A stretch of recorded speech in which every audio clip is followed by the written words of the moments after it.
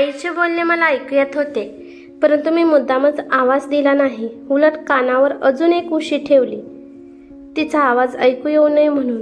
तेवढ्यात आई रूम जवळ आली. बाळा, हे बाळा उठ, अजून उठला नाहीस का? सुनबाई, हा कुर्ता त्याला घालाय दे. आता आवाज माझ्या बेडच्या बाजूलाच ऐकू येऊ लागला. मी झोपण्याचे नाटक चालूच ठेवले. छान दिसत आहे हा रंग तुझ्यावर. आंबाड्यावर गजरा मारला तर छान दिसेल. आणि हो, याला लवकर उठव आणि बाहेर पाठवून दे. आई तिथून गेल्यानंतर मी हळूच ब्लँकेटमधून समोर पाहिले तर माझी नवी नवरी शोभा आरशासमोर बसून छानपैकी तयार होत होती. मी मोठ्या मुश्किलीने माझे हसू आवरले. आता तयार होण्यासाठीच राहिलेच तरी काय होते. लाल भडक हिरव्या काठाची साडी, डोक्याला भरमसाठ पिना लावून बांधलेला आंबाडा, नेकलेस, बांगड्या. चेहरा तर मला दिसत सुद्धा नव्हता. तिथे सुद्धा मेहनत लागणार होती. पण आज आहे तरी काय. लग्नानंतरचे सगळे विधी, पूजा पाठ वगैरे सगळं झालं होतं. ऐका ना प्रदीप, मला माहित आहे तुम्ही उठले आहात. मान वळवून शोभाने माझ्याकडे पाहत म्हटले, हा कुर्ता आईने तुम्हाला घालायसाठी दिला आहे. तेव्हा पटकन तयार व्हा आणि बाहेर या. शोभाने चेहऱ्यावर खूप मेकअप केला होता. तसंही बरोबर आहे, माहेरवरून आणलेल्या एवढ्या मोठ्या मेकअपच्या सामानावर अन्याय नाही झाला पाहिजे अशी ही शोभा, भडक मेकअपवाली आणि भडक कपडे घालणारी. आज काही पूजा वगैरे आहे का? मी उठत तिला म्हटले. नाही, तसं तर बाबा मला नेण्यासाठी 2 दिवसांनी येणार होते, परंतु मला महागारी नेण्याचा मुहूर्त आज आहे. त्यामुळे बाबा आणि काका येणार आहेत मला नेण्यासाठी. शेवटच्या शब्दावर मी पण थांबलो आणि ती पण थांबली. याच्यापेक्षा जास्त वेळ मी तिच्याकडे पाहू शकलो नाही. 3 दिवसापूर्वीच आमचे लग्न झाले होते आणि शोभा आमच्या घरी आली होती, परंतु 2-4 शब्दापेक्षा आमच्यात काहीच बोलणे झाले नव्हते. मी काय करत आहे हे मला सुद्धा माहीत नव्हते. मला शोभा पसंत नव्हती आणि तिचे बाबा प्रत्येक गोष्टीवर पैसे मोजत होते, ते सुद्धा पसंत नव्हते. मला त्यांच्याकडे भरपूर असणाऱ्या संपत्तीशी, मोठ्या बंगल्याशी, बंगल्याबाहेर उभ्या असणाऱ्या महागातल्या गाड्यांशी आणि त्यांच्या या सोन्याने मडवलेल्या मुलीशी काहीही मतलब नव्हते. आईने माझ्यासाठी शोभाला पसंत करून आणले होते. तुम्ही मला नेण्यासाठी येणार ना? तुम्ही आले नाहीत तर मी येणार नाही, अंगठी घालत घालत शोभा मला विचारत होती. माझ्या मनाच्या कोपऱ्यात आवाज आला की मला काही फरक पडणार नाही. मी तिला बळेच हो म्हटले. शोभा तिच्या माहेरी गेली होती आणि मी असा अडचणीत फसलो होतो. श्वास घेणे सुद्धा मला मुश्किल झाले होते, पण मला यातून बाहेर सुद्धा पडू वाटत नव्हते. संध्याकाळी माझा मित्र सुशांतच्या घरी मी गेलो होतो, परंतु मला समजून घ्यायचे सोडून तो मलाच काही ऐकवत होता. हालत पाहिली आहेस का स्वतःची? 2 दिवसापूर्वीच लग्न झाले आहे असे वाटेल का कोणाला? मला तर काही समजतच नाहीये. तुझ्या अंगावर बंदूक ठेवून किंवा तुला बेशुद्ध करून तर तुझे लग्न कोणी जबरदस्तीने लावले नाही ना? मग हे नाटक चालले आहे का तुझे? तसं नाही यार, तुला काही समजणार नाही. मी माझ्याच मनातल्या गुदमरण्यापासून आता कुठे स्वतंत्र होऊ लागलो होतो. ती मला प्रत्येक वेळी आपल्याच कैदमध्ये घेऊन चालली होती. सगळं ठीक आहे ना? सुशांत मला चहा पीत बोलत होता. मी एक मोठा श्वास घेतला आणि बोलणे चालू केले. सगळं ठीक आहे, परंतु मला काही सांगायचे आहे.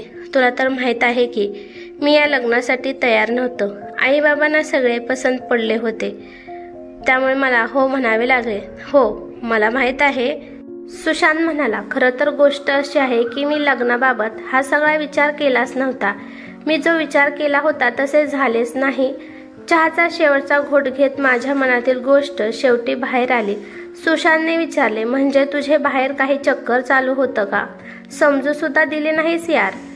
मी म्हणालो, चक्कर नव्हते रे, बस फक्त चालू होणार होते, किंवा माहीत नाही सुरू पण झाले होते की नव्हते, की सुरू झाले होते. सुशांत गोंधळला आणि म्हणाला, नक्की काय म्हणायचे आहे तुला? सुशांतला सगळे सांगण्यासाठी मला सुद्धा त्या काळामध्ये जावे लागले. 1 वर्षापूर्वीची गोष्ट आहे. आमच्या कंपनीचे ट्रेनिंग बँगलोरमध्ये चालू होते. बऱ्याच वेगवेगळ्या शहरातून लोक तिथे एकत्र आले होते. वेगवेगळ्या प्रांतातून वेगवेगळ्या प्रकारचे लोक तिथे होते. दिवसभर कंटाळा आला होता. त्या दिवशीचे ट्रेनिंग झाल्यानंतर साधारण 5 वाजता मी फिरायला निघालो. खाली उतरत आलेले ढग, वापरत असलेले स्वीट कॉर्न, हवेमध्ये त्याचा सुवास येत होता. तुम्ही कणीस भाजून देत नाही का? एक आवाज कानावर पडला, ज्यामुळे मी आश्चर्याने मागे वळून पाहिले. कलीस हा शब्द महाराष्ट्रामध्ये बोलला जातो, तर एक बिनधास्त मुलगी आपल्या केसांना मागे सरकवत दुसऱ्या हाताने पर्समधून पैसे काढत होती. तो क्षण मी जागेवरच थांबलो. पुढच्या अर्ध्या तासामध्ये मी शोधून काढले की ती मुलगी श्वेता आमच्याच कंपनीच्या पुणे ब्रांचमधून आली होती आणि आमच्यासोबत ट्रेनिंगसाठी आली होती. आता कुठे मला थोडेसे दिल्लीमध्ये चांगले वाटू लागले. ते 8 दिवस अगदी स्वप्नासारखे होते. आता मला तिथले वातावरण खूप छान वाटू लागले. ट्रेनिंगमधला कंटाळा निघून गेला होता. तेथील वेळ आता कसा निघून चालला आहे कळत सुद्धा नव्हते. ट्रेनिंग सुटल्यानंतर जेव्हा संध्याकाळ होत असे तेव्हा जादूसारखी ती रात्र मला वाटे. आम्ही ट्रेनिंगमधील लोक मिळून फिरायसाठी जाऊ लागलो होतं. मस्त खेळीमेळीचे वातावरण झाले होते. आज मी श्वेताला पहिल्यांदाच नीट पाहिले होते तेव्हा आम्ही सगळेजण एकत्र बसलो होतो. श्वेताच्या हसण्याचा आवाज ऐकून मी मनातल्या मनात हसत असे आणि सगळ्यांच्या नजरा चुकवून तिच्याकडे पाहत असे. मी जीवनामध्ये काय मागितलं होतं आतापर्यंत तर एक मनासारखी नोकरी आणि एक अशी जिंदा दिल पसंतीची सहचारणी. परंतु ही गोष्ट तिथेच अडकली होती. उद्या ट्रेनिंगचा शेवटचा दिवस होता. तेव्हा आज संध्याकाळी आपण सगळेजण इथे एक वॉटर पार्क आहे तिथे जाऊयात. श्वेताने त्या दिवशी डिनरसाठी आमंत्रित केले होते. मी लक्षपूर्वक पाहत होतो तिच्याकडे. किती चंचल, आनंदी, आत्मविश्वासाने भरलेली होती श्वेता. माझ्या नशिबावर उपकार होतील का नाही मी वाट पाहत होतो. मला तुमच्याशी काही बोलायचे आहे श्वेता. दुसऱ्या दिवशी वॉटर पार्कच्या एका कडेला मी तिला हळूच म्हटले. बाकी सगळे लोक फोटो काढण्यात व्यस्त होते. काय झाले बोला, परंतु ऐका ना, पहिल्यांदा काही पिक्चर्स क्लिक करूयात आणि नंतर बोलूयात. ते बघा ना तिथे किती मस्त वातावरण आहे. माझ्या बोलण्याकडे दुर्लक्ष करत फोटो काढण्यासाठी ती पळाली. मी गपचूप बघतच राहिलो. म्हणजे तू काही बोलला की नाही सुशांतने मला विचारले. मी परत वर्तमानात आलो जिथे मी आज एक लग्न झालेला माणूस होतो. नाही मी काहीच सांगितले नाही. मला वाटले थोडी घाई होईल. मग सुशांतने उत्सुकतेने विचारले. मग काय, ट्रेनिंग संपले आणि आम्ही लोक आपापल्या शहरामध्ये परत गेलो. इकडे आपल्या शहरात आल्यानंतर सुद्धा माझे सगळ्यांशी फोनवर बोलणे चालू असायचे. श्वेताशी सुद्धा होते. या नात्यासाठी थोडा वेळ जाऊ द्यावा असे मला वाटत होते आणि मला श्वेताच्या मनातील पण समजून घ्यायचे होते. परंतु एके दिवशी श्वेताचा फोन आला. मी हे सांगताना थोडासा नाराज झालो होतो. एवढ्या थंडीत सुद्धा मला धडकी वाटत होती. थकलेल्या आवाजात मी सांगितले की त्या दिवशी जेव्हा श्वेताचा फोन आला तेव्हा तिच्या बोलण्यामध्ये खुशी आणि आनंद वाटत होता. तिने सांगितले 1 वर्षापासून ती तिच्या पप्पांना विनवत होती आणि आता कुठे तिच्या बॉयफ्रेंडला आपल्या जावई बनवण्याचे त्यांनी मान्य केले होते. श्वेता आपल्या लग्नाला घेऊन अजून खूप काही मला सांगत होती. परंतु बहुतेक मला त्याच्या पुढचे काही ऐकू येत नव्हते आणि त्या दिवसापासून मी आतून तुटून गेल्यासारखा झालो होतो. प्रत्येक मुलीमध्ये मी श्वेताला शोधत होतो. मी विचार केला की दुसरी श्वेताच हे रिकामे पण भरू शकेल. मला श्वेतासारखीच स्मार्ट आणि मॉडर्न मुलगी बायको म्हणून पाहिजे होती.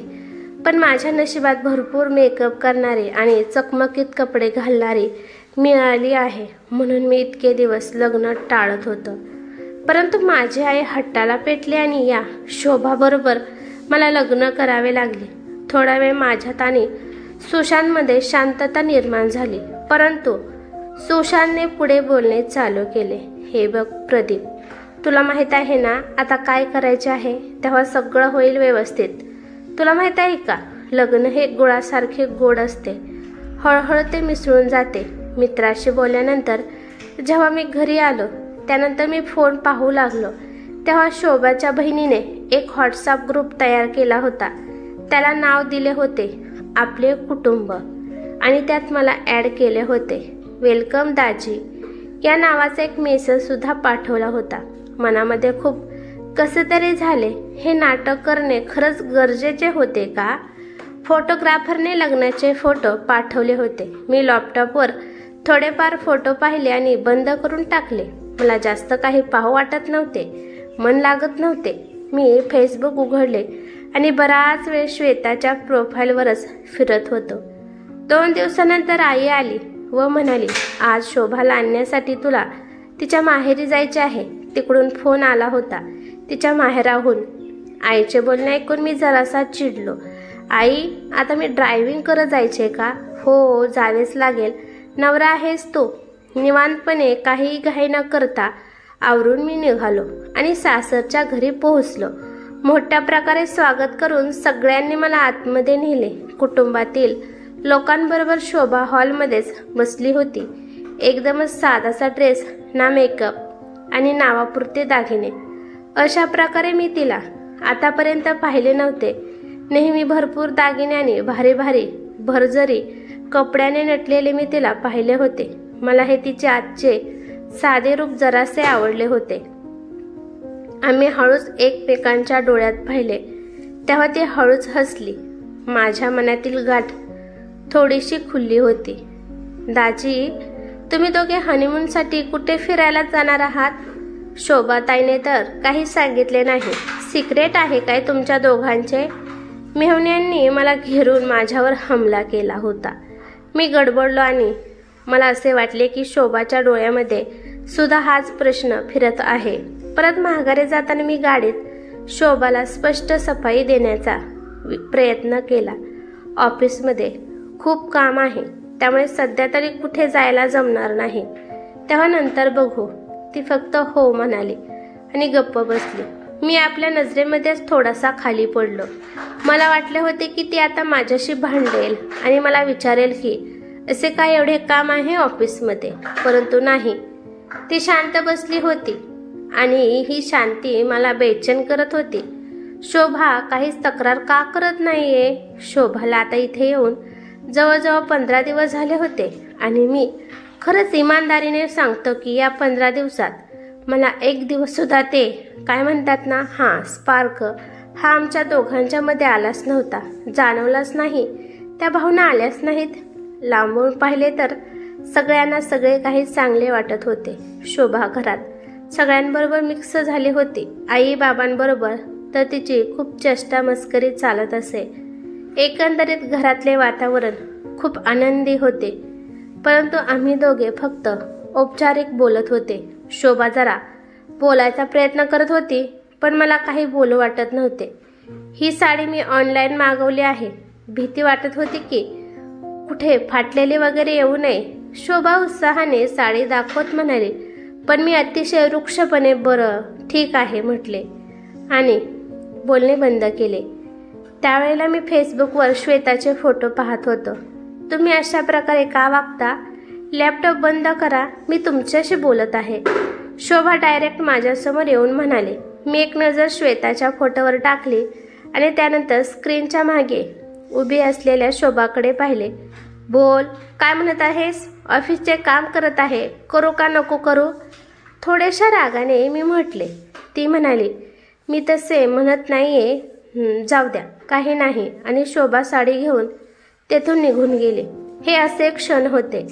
मला स्वतःला खूप कमजोर वाटू लागले होते. मी श्वेताला का विसरू शकत नाही? मी शोभाला तिची जागा का देऊ शकत नाही? माझ्या आणि शोभाच्या खाजवळीकीमधल्या अंतरामध्ये श्वेताच राहत होती. जवळपास अशा गोंधळामध्ये माझे जीवन चालले होते. कधी कधी मनात येऊ लागले की सगळं काही सोडून पळून जावे, पण असेही वाटायचे की मी हे शोभाबरोबर चुकीचे करत आहे. या मंदिराबाबत मी खूप काही ऐकले होते. खरंच खूप छान होते मंदिर. त्या दिवशी रात्री महालक्ष्मीच्या मंदिरामध्ये येताच शोभा म्हणाली, एक सेल्फी घेऊयात, इकडे पहा बरे. मी जबरदस्तीने हसलो. ती काही बाई बोलत राहिली. चला आता घरी निघूयात. मी मोबाईलवर टाइम पाहत तिला म्हटले. शोभा नाही म्हणाली आणि तिथेच मंदिराच्या बाहेर कट्ट्यावर बसली. तिथले वातावरण खूप छान होते.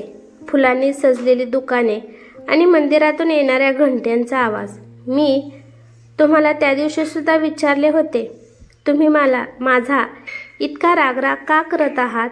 शोभाने डायरेक्ट माझ्या डोळ्यामध्ये पाहत म्हटले, असे काही नाही. मी नजर फिरवत म्हटले, आकाशामधून सूर्य हळूहळू खाली चालला होता आणि संध्याकाळ होत होती. मला माझे शिक्षण पूर्ण करायचे आहे. मला BEdला ॲडमिशन घ्यायची इच्छा आहे. मावळत्या सूर्याकडे पाहत शोभा म्हणाले, अरे वा, हे तर चांगलेच आहे. मी शोभाकडे पाहत म्हणालो, परंतु ती अचानक बोलायची थांबली आणि तिचे ओठ थरथर कापू लागले. ती म्हणाली, मी माझ्या माहेरी जाऊन BEd करणार आहे. सासूबाई आणि बाबांशी मी या विषयावर बोलले आहे आणि ते पाठवायला तयार आहेत. मी आश्चर्याने तिच्याकडे पाहिले. असे वाटले की खूप विचारपूर्वक ती हे बोलत आहे. मी अजून तिच्याकडे लक्षपूर्वक पाहिले तर तिच्या चेहऱ्यावर थोड्याशा वेदना असल्यासारख्या मला दिसून आल्या. आम्ही मंदिरातून निघून घरी आलो. घरी आल्यानंतर मी जरा अस्वस्थ झालो होतो. रात्रभर मी व्यवस्थित झोपू शकलो नाही. विचित्र अशा अस्वस्थता मला जाणवत होती. विचित्र स्वप्ने पडत होते. कधी दिसत होते की शोभा आणि मी एकत्र बसून जेवण करत आहोत. कधी दिसू लागले की कार चालवत असताना मी तिला सांगितले सीट बेल्ट लाव, आणि नंतर पाहिले की त्या मंदिराच्या ओट्यावर बसून ती म्हणत आहे की आता मी कधीच परत येणार नाही. आणि मी एकदम दचकून माझे डोळे उघडले. तेव्हा पाहिले तर शोभा शेजारी झोपली होती. तेव्हा कुठेतरी मला शांत वाटले. मला समजले हे स्वप्न होते. मी सुटकेचा श्वास घेतला. हे माझ्याबरोबर काय होत आहे? माझे आईबाबा सुद्धा या गोष्टीवर तयार झाले की ती माहेरी जाऊन BEd करेल. म्हणजे खरोखर शोभा इथून निघून जाणार. मी तर चुकीचे होतोच. त्यामुळे शोभा माझ्याशी अजून जुळली नव्हती आणि ती अगदी आरामात म्हणाली होती की मी माझ्या माहेरी जाऊन शिकणार आहे. आणि काय म्हटला होता सुशांत त्या दिवशी? लग्न गुळाच्या गोडव्यासारखे असते. अरे कसला गोडवा? कसलीच ती माझ्यात मिसळली नाही. सकाळी उठलो तर जरा डोके जड झाले होते. शोभाने फोन बेडवर ठेवला होता आणि सकाळीच तिच्या मेसेजचे नोटिफिकेशन्स वाजत होते. मी स्वतःला समजावले की असं कोणाचा फोन गपचीप पाहणे चुकीचे आहे, परंतु मला राहवले नाही. फोनमध्ये पाहिले तर खूप मेसेज आले होते. त्यामध्ये एक शोभाच्या बहिणीचा मेसेज होता. तू काल इतकी रडलीस. मला सुद्धा कसे तरीच वाटले. शोभा, तो मेसेज वाचून मला काही समजत नव्हते. शोभा तर शिक्षणासाठी माहेरी त्यांच्याकडे चालली होती आणि मग कशामुळे तिचे मन नाराज झाले असेल? का रडली असेल शोभा? स्क्रोल करून मी वरचे मेसेज वाचले. शोभाने पाठवलेल्या एका मेसेजवर माझे डोळे थांबले.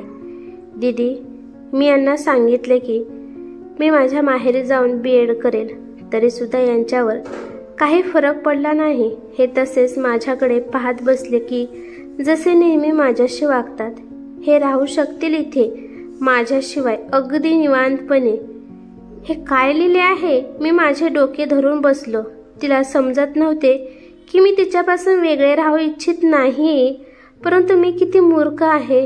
कारण मी तिला कधीही सांगितले नव्हते की तिच्यापासून वेगळे राहण्याची मला इच्छा नाही आणि मी तिला माहेरी जाण्यापासूनही थांबवले नाही. खरंच मी चुकीचा होतो. पण मी आता निर्णय घेतला की बास, खूप झाले. आता मी हे सगळं व्यवस्थित करूनच राहील. माझा फोन इथे आहे का? शोभाने रूममध्ये येत विचारले. शोभाला माझ्याजवळ बसण्याचा इशारा केला आणि तिला विचारले, खूप नाराज आहेस का शोभा माझ्यावर? इतक्या दिवसांमध्ये पहिल्यांदा मी तिच्याशी अशा प्रकारे बोललो होतो. तिचे डोळे भरून आले आणि ती म्हणाली, नाही. मी विचारले, मग अशी माझ्यापासून लांब का चालली आहेस? इथे राहून सुद्धा तू BEd करू शकतेस ना? डोळ्यातील अश्रूमुळे तिचे गाल भिजले होते. कुठून जरी केले तरी तुम्हाला काय फरक पडणार आहे? ती रडत रडत म्हणाली. शोभा, मला फरक पडणार. प्लीज जाऊ नको. आणि असे म्हणत असताना माझा सुद्धा गळा भरून आला होता. माझा हात पकडून ती सुद्धा रडू लागली. मी तिला आपल्याजवळ ओढून घेतले. मनातल्या सगळ्या तक्रारी अश्रूंबरोबर वाहून चालल्या होत्या. आम्ही दोघं सुद्धा रडत होतो आणि हसू लागलो होतो. आमचे लग्न खरोखरच गुळाचा गोडवा होता, जो हळूहळू आमच्यात मिसळत चालला होता. तर तर कसा वाटला आजचा भाग मित्रांनो? आवडला असेल तर लाईक आणि कमेंट नक्की करा. धन्यवाद.